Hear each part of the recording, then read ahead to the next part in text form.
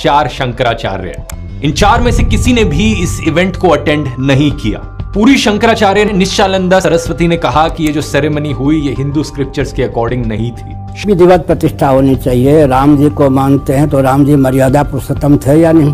Hello guys, welcome back to my new reaction videos. आइए हम हासिम खान। तो गाइस आज हम एक ध्रुव राठी जो बहुत ही फेमस यूट्यूबर है, जो अभी बहुत ही चर्चे में रहते हैं, तो आइए उनका एक वीडियो देखते हैं जिसमें वो राम मंदिर के बारे में एक्सप्लेन करेंगे।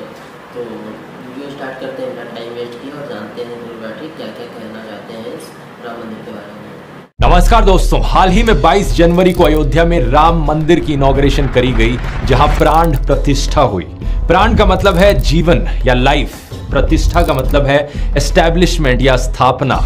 ये वो सेरेमनी है जहां मूर्ति को मंदिर के अंदर इंस्टॉल किया जाता है। इस एक सेरेमनी की पिछले कुछ हफ्तों से अखबारों में, मीडिया में 2400 घंटे चर्चा हुई है और कई कंट्रोवर्सीज भी यहां उठी। देश भर के भक्तों को उस वक्त का इंतजार है जब मंदिर में रामलला की प्राण प्रतिष्ठा की जाएगी। मेरा लघु पुष्पक अब मुझे लक्ष्मण किला लेकर आ चुका है। पाकिस्तान में भी जय श्री राम हो रहा है। He's only drinking coconut water for 11 days. खुद को 18 घंटे खपाया, तब जाकर मोदी ने राम को पाया।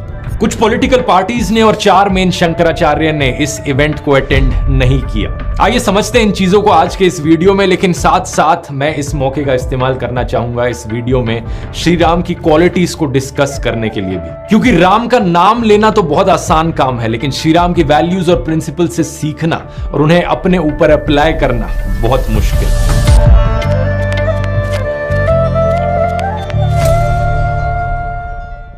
इससे पहले रामायण के ऊपर 2 वीडियोस में ऑलरेडी बना चुका हूं। पहले वाले में मैंने बात करी थी कि कैसे कुछ लोग रावण को जस्टिफाई करने की कोशिश करते हैं, और दूसरे में मैंने बात करी थी कि राम के ऊपर जो एलिगेशंस लगाई जाती हैं कुछ लोगों के द्वारा कि कैसे उन्होंने शूद्र शंबुक को मारा था, कैसे उन्होंने सीता जी को छोड़ दिया था। बहुत सा एविडेंस मैंने प्रेजेंट किया था कि कैसे जो उत्तर कांड है वो रामायण में एक प्रक्षिप्त है, यानी एक लेटर एडिशन है। साथ ही साथ उस वीडियो में मैंने रामायण की हिस्ट्री के बारे में बात करी थी। क्या रामायण सच्ची कहानी पर आधारित है या सिर्फ ये एक लिटरेरी वर्क है। दोनों वीडियोस का लिंक नीचे डिस्क्रिप्शन में मिल जाएगा अगर आपने नहीं देखे हैं तो। इसी कॉन्टेक्स्ट में आज के वीडियो में मैं श्री राम की क्वालिटीज के बारे में आपको बताना चाहूंगा, कैसे आपकी जिंदगी बदल सकती है। और इससे फर्क नहीं पड़ता चाहे आप हिंदू हो, मुस्लिम हो, सिख, क्रिश्चियन, बुद्धिस्ट, जैन, पारसी या एथिस्ट ही क्यों ना हो। और हमेशा की तरह मैं ओरिजिनल वाल्मीकि रामायण के सोर्सेज भी कोट करूंगा, लेकिन उस पर जाने से पहले हम इस इवेंट की बात करते हैं। कौन इस इनॉग्रेशन सेरेमनी में गया, कौन नहीं गया और क्यों नहीं गया। बीजेपी के सीनियर लीडर्स LK अडवाणी और मुरली मनोहर जोशी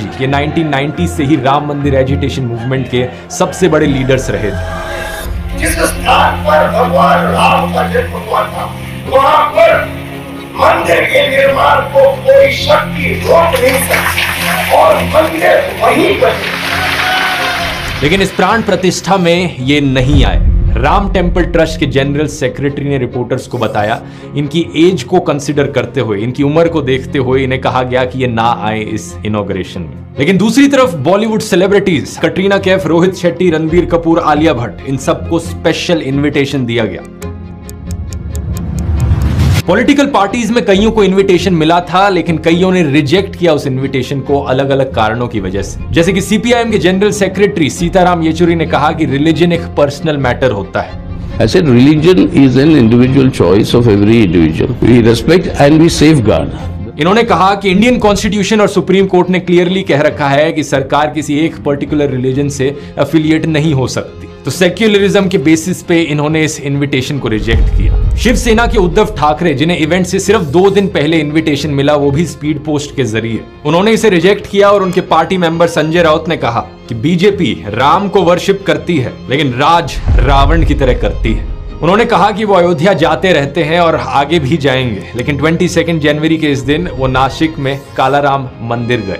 वो मंदिर जहां माना जाता है कि भगवान राम, लक्ष्मण और सीता जी अपने एग्जाइल के दौरान रुके थे। कांग्रेस पार्टी के कई लीडर्स को इनवाइट किया गया, लेकिन उन्होंने इस इनविटेशन को रिजेक्ट किया, ये कहकर कि मंदिर अभी आधा बना है और इसकी इनॉग्रेशन करी जा रही है। इनका मेन कारण था इस इनविटेशन को रिजेक्ट करने के पीछे कि बीजेपी इस पूरे इवेंट को पॉलिटिसाइज कर रही है, राम के नाम पर चुनावी राजनीति हो रही है। कुछ लोगों ने इस डांस की तारीफ करी ये कहकर कि कांग्रेस ने अच्छा फैसला लिया, लेकिन दूसरी तरफ कुछ लोगों ने कहा कि एक पॉलिटिकल ब्लंडर था। लेकिन इस अधूरे मंदिर को इनॉग्रेट करने का जो पॉइंट था वो शंकराचार्य ने भी उठाया। आज से करीब 1200 साल पहले की बात है दोस्तों कि आदि शंकराचार्य ने 4 दिशाओं में 4 प्रिंसिपल मठ की स्थापना करी थी।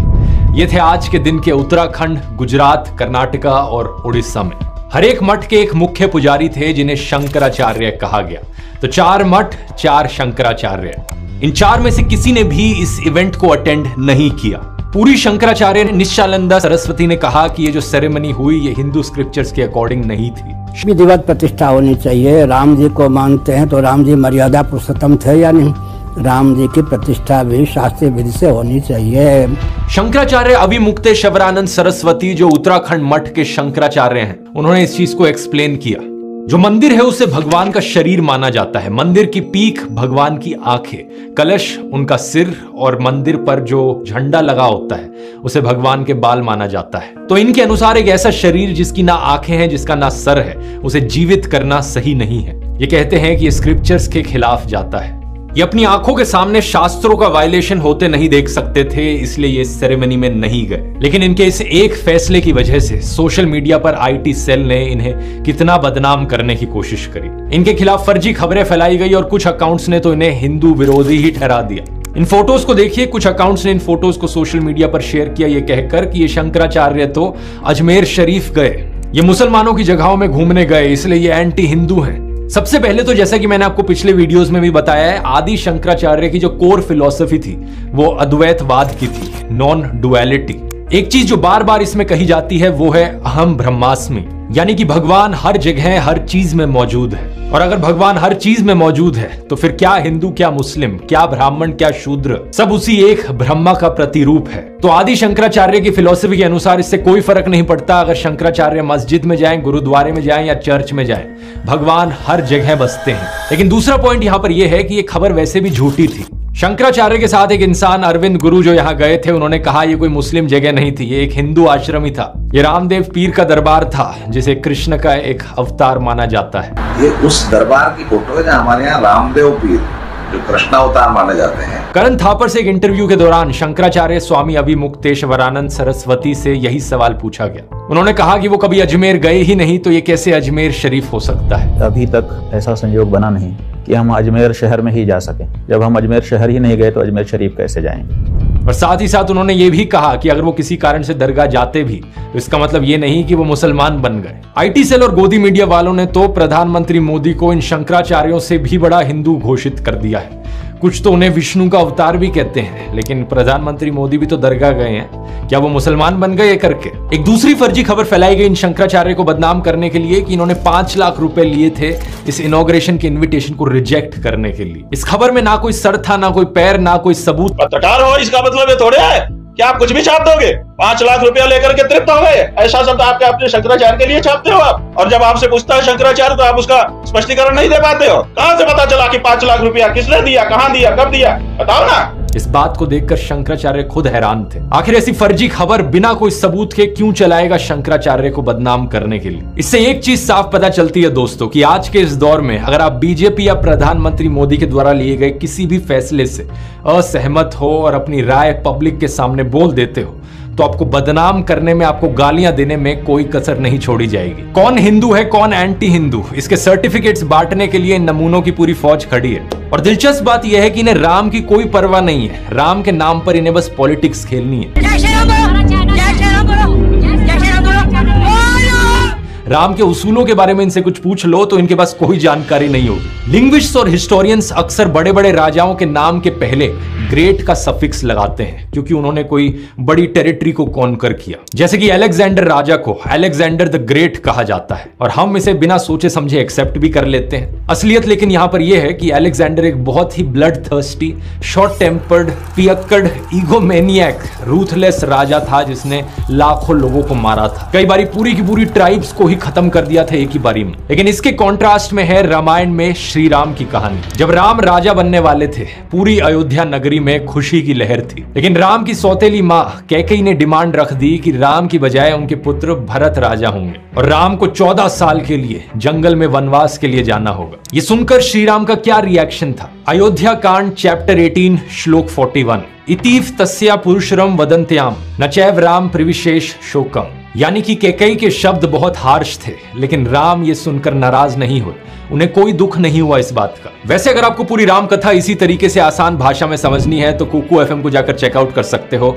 वहां पर 3.5 घंटे की राम कथा सरल भाषा में ऑडियो बुक के फॉर्म में मौजूद है। कुकू एफएम एक बड़ी ऑडियो लर्निंग का प्लेटफॉर्म है जहां पर ना सिर्फ रिलीजन पर बल्कि साइंस, हिस्ट्री, ज्योग्राफी, पॉलिटिक्स, हर तरह के टॉपिक्स पर ऑडियो बुक्स आपको सुनने को मिलेंगी। अगर आपने इसे अभी तक ज्वाइन नहीं किया है तो नीचे डिस्क्रिप्शन में एक स्पेशल 50% ऑफ का कूपन कोड मिल जाएगा, जाकर चेकआउट कर सकते हैं। अगला श्लोक है चैप्टर 19 का पहला श्लोक, श्रुत्वा न विव्यथे राम, यानी यह सुनकर राम व्यथित नहीं हुए, उन्हें कोई फर्क नहीं पड़ा। इसके बाद उन्होंने अपने पिता दशरथ को दिलासा दी और कैकेयी को कहा कि वो जंगल में चले जाएंगे। सोचकर देखिए दोस्तों, अगर ये चीज आपके साथ होती तो आपको कैसा लगता। आपको राजा बनाया जाने वाला है, लेकिन अचानक से ना सिर्फ आपसे आपका ताज छीन लिया जाता है बल्कि आपको कहा जाता है कि आप जंगल में चले जाओ 14 साल के लिए वनवास के लिए। ये सुनकर बहुत से लोग गुस्से से भर उठेंगे, लेकिन राम वहां पर नाराज तक नहीं हुए। इस चीज को आप कंपेयर करो अशोक से, जिन्होंने अपने भाइयों को मार डाला सत्ता पाने के लिए। सेम चीज औरंगजेब ने करी, अपने भाई दारा शिकोह को मार डाला राजा बनने के लिए। अयोध्या के लोग ऑलरेडी राम के सपोर्ट में थे।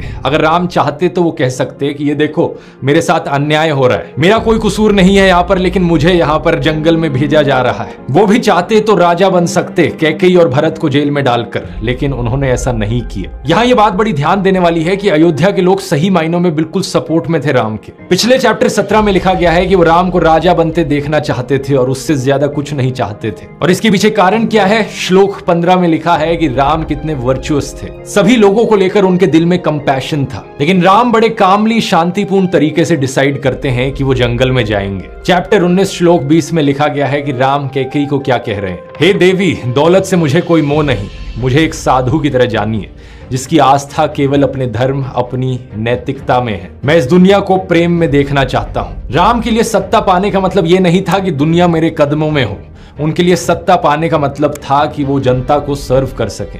लेकिन आज के दिन लोगों का बिहेवियर इसका उल्टा ही होता है। लोग बिना शर्म के कहते हैं कि मुझे पावर का नशा है, सत्ता पाने के लिए किसी भी हद तक गिरने में कोई दिक्कत नहीं है। लोग ऐसी कहावतें सुनाते हैं कि प्यार और जंग में सब जायज है, चढ़ते सूरज को सलाम, जिसकी लाठी उसकी भैंस, मैं तो उसका साथ दूंगा जिसका जीतने का चांस है, जो जीता वही सिकंदर, जो हारा वो बंदर। इन सभी कहावतों में पावर और सत्ता को कितना सर पे चढ़ाया जा रहा है। लेकिन मैं चाहता हूं कि आप अपना नजरिया बदलो, खुद ही सोचकर देखो कौन यहां विजेता होगा। एक ऐसा इंसान जो अपनी सारी मोरालिटी, सारी वैल्यूज, सारे उसूल खो देता है सत्ता पाने के लिए, या फिर एक ऐसा इंसान जो सत्ता को अपने हाथ से जाने देता है बिना अपने मॉरल्स, वैल्यूज और उसूलों पर कॉम्प्रोमाइज करे। और ऐसा करते वक्त कैकेयी को लेकर उनके दिल में कोई भी दुर्भावना नहीं थी। चैप्टर 19 श्लोक 24 बस वो एक कंप्लेन करते हैं कैकेयी को, भरत को राजा बनाना था तो आपने पिताजी को क्यों कहा, सीधा मुझे ही क्यों नहीं कहा? लगता है कि आपको इतना भी विश्वास नहीं था मुझ पर। तो एक सीधा सबक हमें यहाँ पर मिलता है ह्यूमिलिटी, कंपैशन और फॉरगिवनेस का। अगर अपनी मोरालिटी को बचाकर आपने कुछ खोया तो क्या ही खोया, और अगर अपनी मोरालिटी को त्याग कर आपने कुछ पाया तो क्या ही पाया।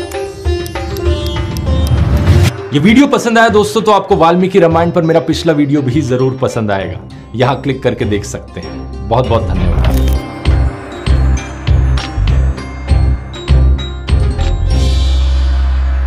ये था आज का हमारा रिएक्शन वीडियो जो ध्रुव राठी ने बहुत ही अच्छे से अपने वीडियो में एक्सप्लेन किया राम मंदिर के बारे में। तो जैसा कि आप सबको पता ही है कि राम मंदिर का केस बहुत ही पुराना था और इस बार 2024 में 20 जनवरी को राम मंदिर का ओपनिंग हुआ। तो इसमें बहुत से लोगों को इन्वाइट भी मिला था, बहुत से स्टार्स को, पॉलिटिकल को, बहुत से लोगों को मिला था, बहुत से शंकराचार्यों को भी मिला था। इसमें से कुछ शंकराचार्य नहीं आया, विरोध भी किया था। तो उनका ओपिनियन था, अपना अपना सब कुछ था, क्यों नहीं आए, उन्होंने सब कुछ बताया। लेकिन उनका बहुत से लोगों ने विरोध किया, खुद लोगों ने उनका विरोध किया, लेकिन नहीं करना चाहिए ऐसा। तो गाइस मैं तो यही कहूँगा कि सब धर्म एक है, सबको मिलजुल के रहना चाहिए, दूसरे से नफरत नहीं करना चाहिए। तो गाइस आज का हमारा वीडियो बस